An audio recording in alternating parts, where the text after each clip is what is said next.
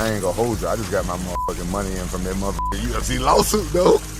I got my money from that shit. See a little extra bump before Christmas. You know what I'm saying? That money helped, though. You right, that money helped, though. Kids gonna have a good Christmas this year. Everybody except for Rod. I mean, let's go. Let's get out of here. I'll be saying too much on this shit. The camera flickers on, and there he is, the legend himself. A man who once shook arenas with knockout slams now sits in his living room, a glass in hand, laughing like he just won a championship all over again. I ain't gonna lie, he says, his grin stretching ear to ear. That check hit different. His voice cracks somewhere between disbelief and satisfaction, a mixture of decades-old anger finally turning into triumph. Within minutes, the clip floods every social platform. Screenshots, memes, reaction videos, all with the same stunned caption, "Wait, the UFC actually paid him." Fans who grew up watching him destroy opponents in highlight reels can't believe what they're seeing.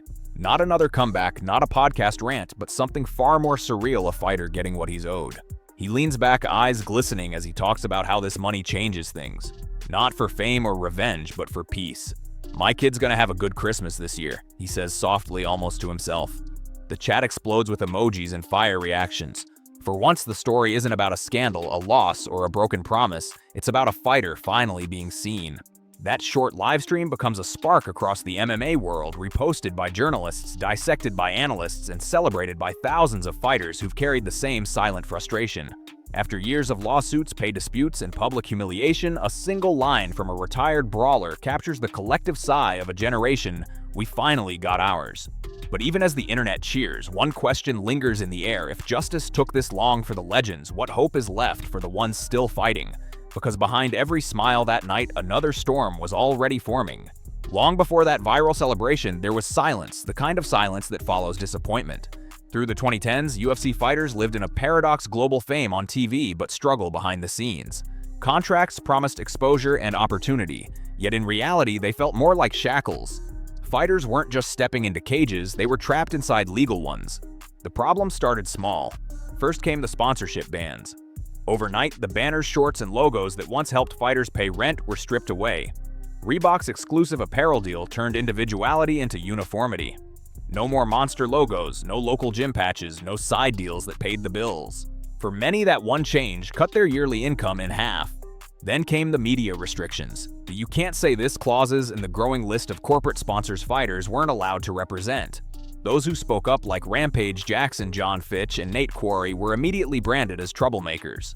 Dana White publicly dismissed their complaints, calling them ungrateful, lazy, or worse.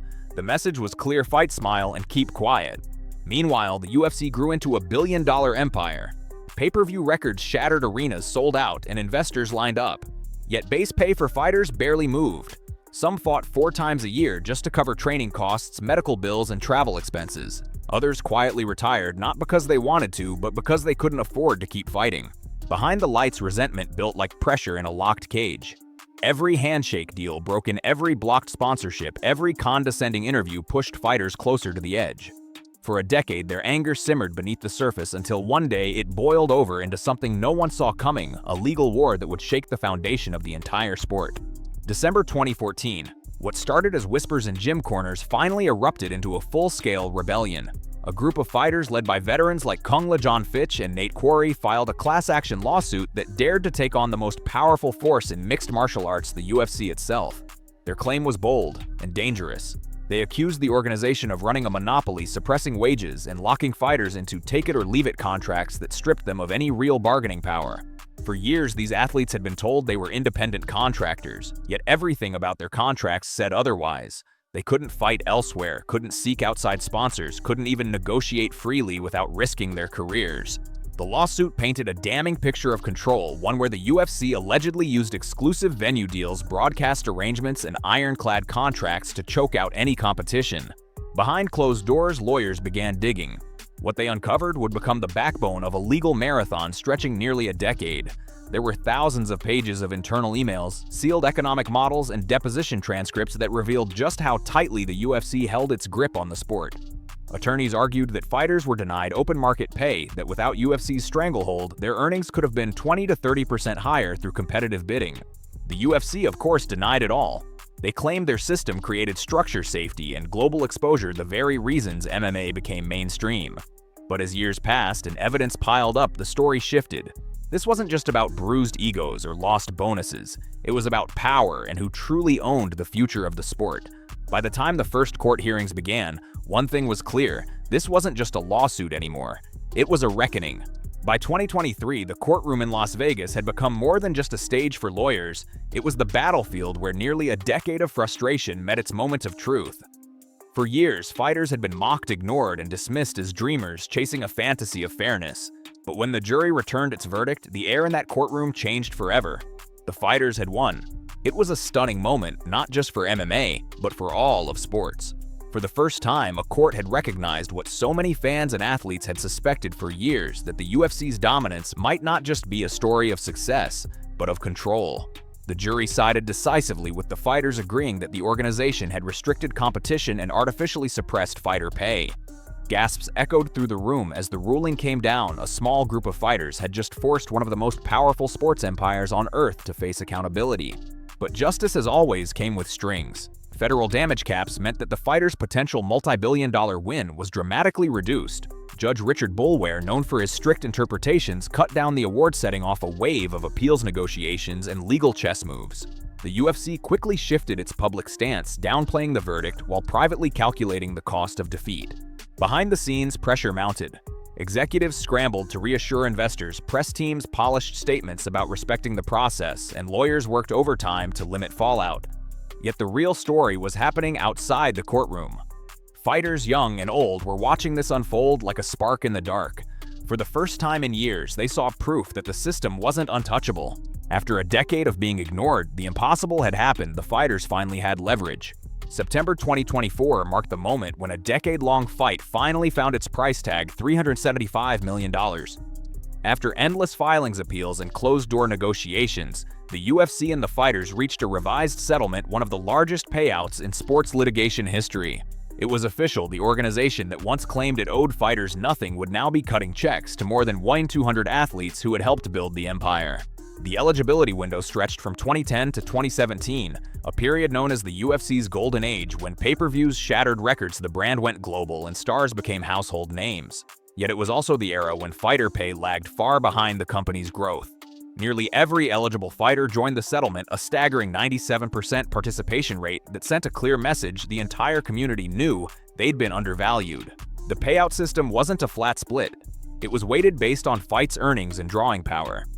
Preliminary fighters might see checks between $50,000 and $100,000. Mid-card veterans landed in the low six figures. But the legends, the faces that defined the sport, saw life-changing numbers. Anderson Silva, for instance, reportedly earned more than $10 million, a symbolic full-circle moment for a man once at odds with the system that made him famous. Social media turned into a celebration. Fighters posted photos of their settlement letters, screenshots of direct deposits, and heartfelt messages about validation. But behind the joy was a quieter emotion, relief mixed with sadness.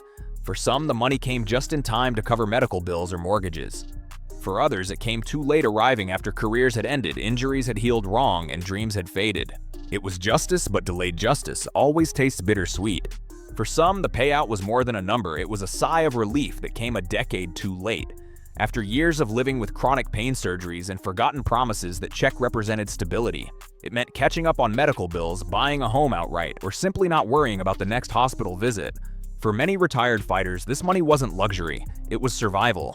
When Rampage Jackson smiled through his live stream and said, "My kid's gonna have a good Christmas this year," it wasn't a throwaway line. It was the voice of a man who'd sacrificed his body for a company that had long stopped calling.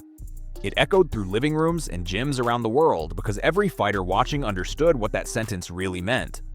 The money wasn't just compensation, it was acknowledgement.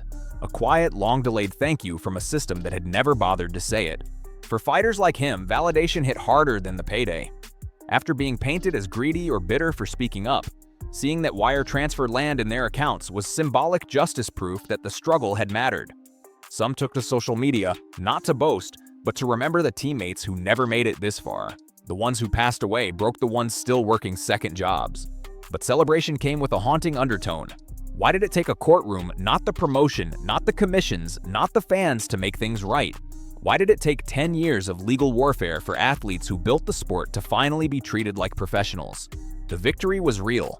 The smiles were genuine. But beneath every toast and every laugh, a quiet truth lingered: justice shouldn't have to be earned through litigation. While fighters were finally cashing in long overdue settlement checks, the business they'd fought for was entering an entirely new era of profit. In August 2025, the UFC announced a jaw-dropping $7.7 billion media rights deal with Paramount Global, a 7-year contract that doubled the company's previous revenue from ESPN.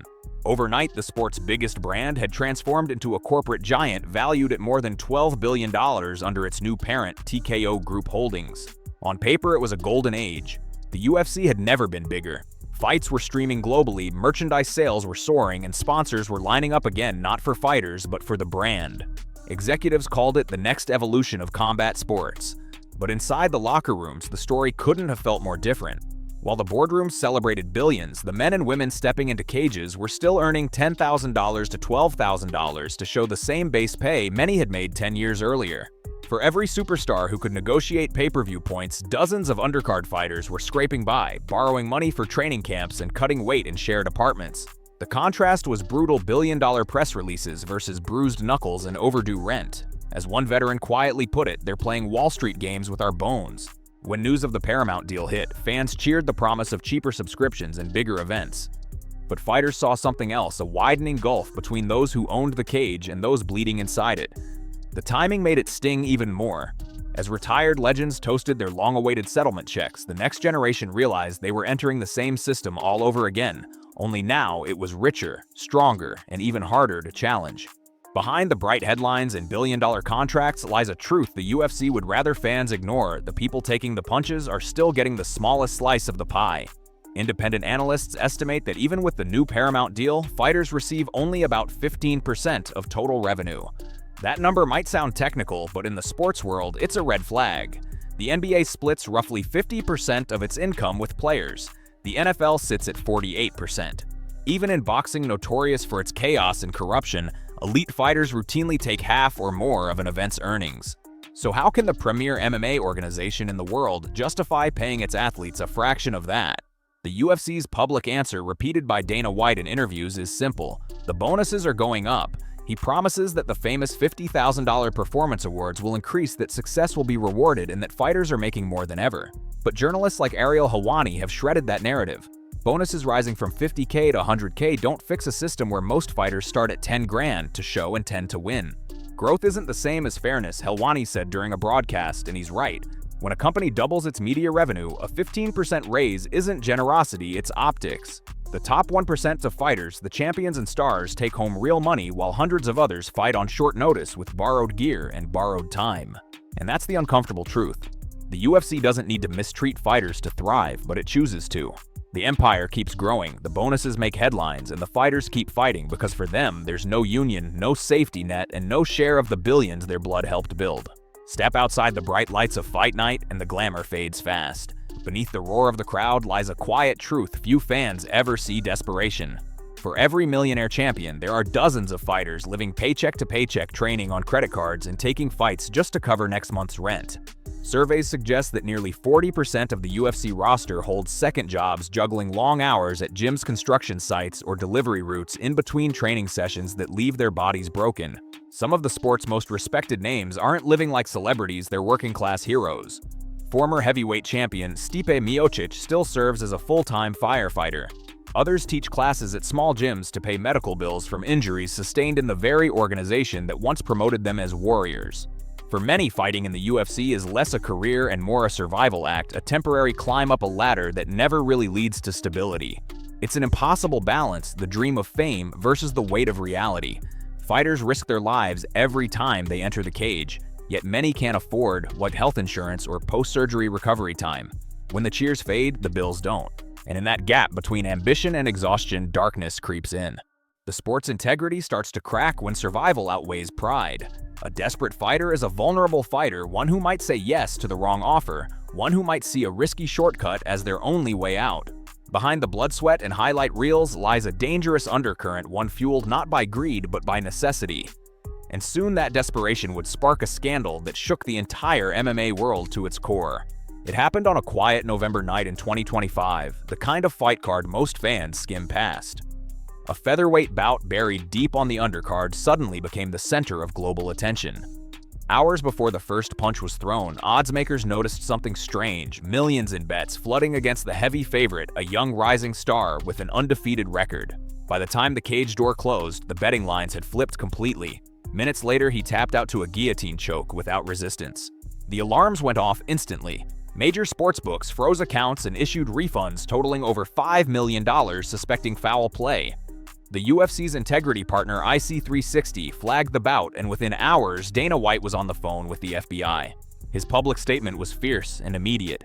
"If you try to fix a fight in my company, we will be your worst enemy." Cameras caught the fury in his voice, but behind the outrage was something he didn't say. The accused fighter wasn't a superstar. He wasn't even ranked. He was a man earning $12,000 to show fighting on a camp he could barely afford. Reports surfaced that he owed money, that he'd been approached with an offer too big to ignore, more than he'd make in a year.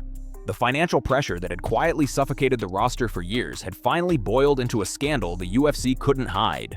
As headlines exploded worldwide, the narrative focused on integrity, corruption, and punishment. But the deeper story, the one Dana White never addressed, was simpler. This wasn't just about cheating, it was about survival. When fighters can't afford to lose, they'll do whatever it takes to win, even if it means breaking the very sport they love. As the investigation widened, a darker truth began to surface. This wasn't an isolated incident. Veteran fighters started speaking out, revealing that they too had been approached in the past with shady offers to throw a fight or lose a round. Some of those offers were staggering $70,000 in cash, more than most fighters earn across an entire year. For athletes scraping by on $10,000 to $12,000 purses, the temptation wasn't greed, it was survival. Interviews began pouring in. One journeyman admitted that he'd turned down an offer only because his coach had begged him not to risk his career. Another said he'd been offered money to fake an injury mid-fight. These weren't stories from the underground. They were from the UFC roster, the so-called elite of the sport. Each confession peeled back another layer of an uncomfortable reality. Corruption wasn't infiltrating the cage from the outside, it was growing from the inside, fertilized by desperation. Journalists and commentators quickly connected the dots. Joe Rogan on his podcast called it a tragedy born of a broken system. Luke Thomas described it bluntly: "If your fighters can't afford to live, don't be surprised when someone pays them to lose." And Ariel Helwani, in one of his most pointed broadcasts yet, said what everyone else was thinking: "This isn't about bad people, it's about bad pay." The UFC's response, however, was to double down on punishment, not prevention. They framed it as a few corrupt individuals tainting the sport's honor, ignoring the financial conditions that made them vulnerable in the first place. But every fighter knew the truth: when the system leaves you starving, morality starts to look like a luxury. The problem wasn't a few bad apples. The orchard itself was rotten. For all the headlines about justice and victory, the story isn't over, not even close. The $375 million settlement helped fighters from the past, but the athletes of today are still standing in the same storm unshielded. The lawsuit only covered those who fought between 2010 and 2017, leaving every modern fighter outside that window to fend for themselves. Their hopes now rest on a new legal battle quietly unfolding behind the scenes, the Johnson class case representing fighters from 2017 to the present. But progress is glacial. Discovery is ongoing, hearings are delayed, and the UFC's lawyers are playing the long game, hoping time will wear everyone down before justice can. Meanwhile, the business keeps booming. Media rights live gates merchandise, every number climbs higher. But the same questions echo louder than ever. How long can a sport built on billion-dollar profits keep its fighters hungry? How long before another scandal, another rebellion, another class action forces the system to evolve? Fans see the flash, the octagon lights, the walkouts, the fame, but they don't see the ice baths in silence, the unpaid medical bills, or the late-night anxiety of a fighter wondering if they'll even get re-signed after a loss.